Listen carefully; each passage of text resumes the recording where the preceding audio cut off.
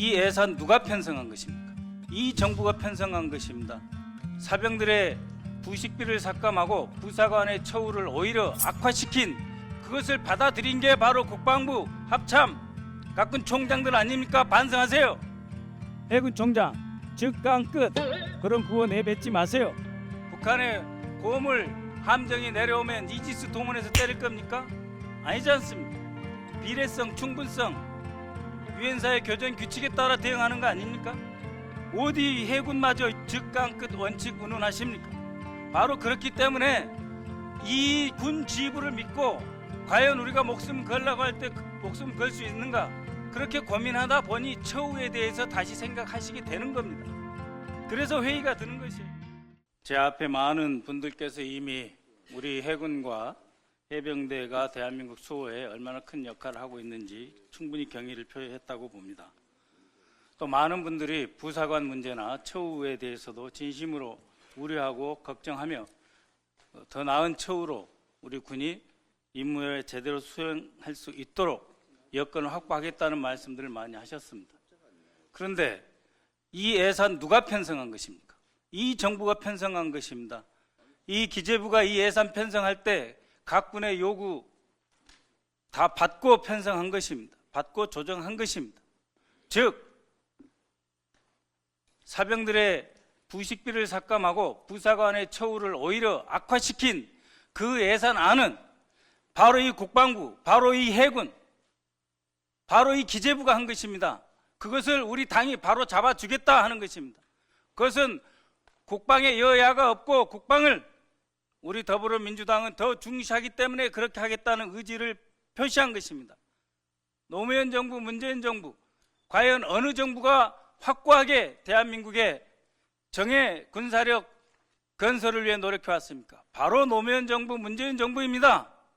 그것을 깎았던 정부, 박근혜 정부, 거기다가 마침내 장병들 국군의 날 특집비까지 깎겠다 한 그 예산을 제시한 게 바로 이 나라 윤석열 정권 기재부이며 그것을 받아들인 게 바로 국방부 합참 각군 총장들 아닙니까? 반성하세요. 그리고 과연 왜 2021년과 2022년 확실하게 차이가 나는가? 부사관들이 왜 그렇게 많이 이탈을 하는가? 왜 사관학교 생도들의 진출률이 그렇게 낮은가? 분명하게 2022년 이후 숫자에서 눈에 띄게 차이가 나는 것입니다. 그것은 과연 우리 군에서 월급 얼마 덜 준다, 처우 좀 부족하다, 그것에 대한 회의가 아닙니다. 우리 군 장병들까지 포함해서 다 깨어 있습니다. 판단할 능력이 있습니다. 정세 인식할 능력이 있습니다. 다 제대로 배우신 분들입니다. 그분들이 과연 이 정권이 정의로운 전쟁, 명예로운 국토 수호를 위해 군을 이끌고 있는가? 그렇지 않다. 회의감이 드는 것입니다. 이 정권의 대북 정책, 안보 정책에서 과연 우리 군이 싸우라면 싸우고 목숨을 걸라면 목숨 걸 수 있는 환경을 조성하고 있는가? 아닌 것입니다. 해군 총장 즉강 끝. 그런 구호 내뱉지 마세요. NLL 넘어올 때 우리가 다 보고 있는 거 아닙니까? 해군은 적 함정 기동 다 보고 있습니다. 그렇지 않습니까? 경고하고 막고 조치를 해야지. 유엔사 관할에서 벗어나 있는 서북도서 그 지역에서 무슨 즉강 끝입니까? 북한의 고물 함정이 내려오면 이지스 동원해서 때릴 겁니까? 아니지 않습니까? 비례성, 충분성, 유엔사의 교전 규칙에 따라 대응하는 거 아닙니까?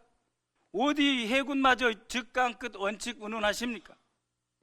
바로 그렇기 때문에 이 군 지휘부를 믿고 과연 우리가 목숨 걸라고 할 때 목숨 걸 수 있는가? 그렇게 고민하다 보니 처우에 대해서 다시 생각하시게 되는 겁니다. 그래서 회의가 드는 것이에요.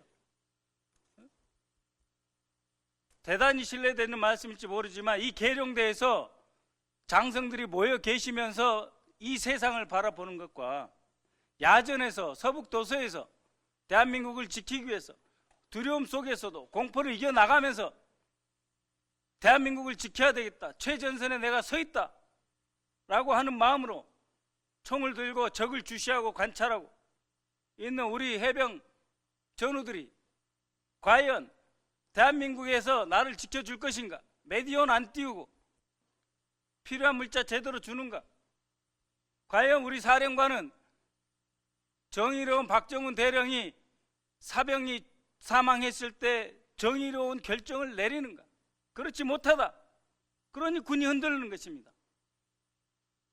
존경하는 총장님들이 다 여기 모여 계셔가지고 별들의 세상을 이루고 계시는 거 아닙니까? 결국 항상 예산 결정할 때 결국 최종적으로 삼축체계 그리고 전투기 좋은 거 몇 대 더, 이지스 몇 척 더, 경항모, 저는 이것이 필요 없다는 것이 아닙니다. 반드시 필요합니다. 적에 대한 우세뿐만이 아니라 불특정 외부의 새로운 위협까지 대비하기 위해서 우리 군은 더욱 강해져야 되고 현대화되어야 하는 것입니다. 그러나 존경하는 장군님들이 2스타, 3스타 계시다가 계급 정년 타서 퇴직하는 그 상황에서 과연 얼마나 현장을 이해하고 계십니까? 우리도 모르게 부식간에 그걸 놓치고 있는 부분이 있습니다. 저는 이 계룡대 체제 과연 문제 없는지 생각해 봐야 된다고 봅니다. 육군 총장은 원주에 가 있어야 되고, 공군 총장은 청주나 수원에 가 계셔야 되고, 해군 총장은 해작사가 있는 부산이나 인방사를 대체하든지 동해함대를 대체해서 그곳에 계시면서 적 최전선에 있는 우리 병사들과 함께 군정을 논의하고 대비하셔야 된다고 봅니다. 그렇지 않으니까 부사관, 사병, 장병들 월급 말로는 고민하시는 건데 실제로 그것을 위해서 기재부에 가서 싸우지 않고 그것을 위해서 국방부 합참하고 안 싸우는 거예요. 그래서 야전에 있는 우리 군들이 흔들리는 겁니다. 그렇지 않습니까? 그렇지 않아요? 한번 답변해 보십시오. 예,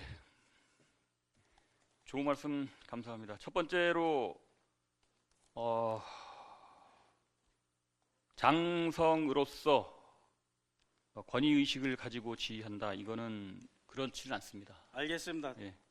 조금 또한- 이따 다시 답변을 주시고 제 예. 시간 관계상 이 나라 이 정권이 군사 긴장을 과도하게 높이면서 불필요한 훈련, 불필요하게 우리 장병들의 에너지를 소진시키고 녹초로 만들고 그런 거 아니냐?